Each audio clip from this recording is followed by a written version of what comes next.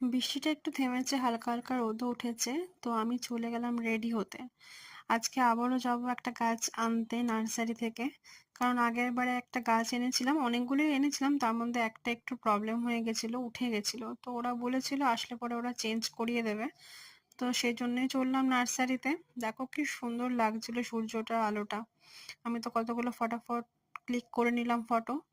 তারপর চলে এলাম নার্সারিতে। আর নার্সারিতে আসা মাত্রই দেখো কত গাছ, আমার তো খুবই ভাল লাগে। অনেকগুলো ফুল ফোটাও ছিল, কুড়িও ছিল। আর জবা ফুল তো আমার সত্যি খুব ফেভারিট।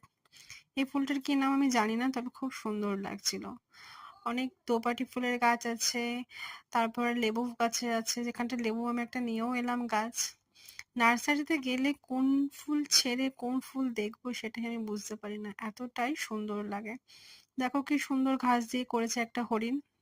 দুখানা হরিণ ছিল। এটা হচ্ছে পদ্ম ফুল, হেবি সুন্দর লাগছিল। আর এটা ছিল ছোট্ট একটা প্রজাপতি উড়ে যাচ্ছিল, খুব সুন্দর লাগছিল দেখতে। এবার হচ্ছে ইনডোরের পালা।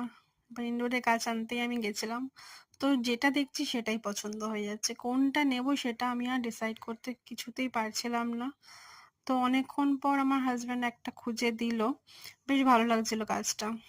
আর এই যে ক্যাকটাস গুলো দেখছো, লাস্টে দেখবে একটা, এই যে ক্যাকটাসটা রয়েছে এটাতে আমি ধরেছিলাম, আমার হাতটাই আটকে গেছিল কাটাতে। মারাত্মক ক্যাকটাস ছিল। তো এই গাছটা অনেক খুঁজে খুঁজে পছন্দ করা হলো, আমারও বেশ পছন্দ হলো। তো এই ক্যাকটাস গাছটাই নিয়ে এলাম। তারপর ওখান থেকে বেরিয়ে একটু তেল ভরে পেট্রোল পাম্প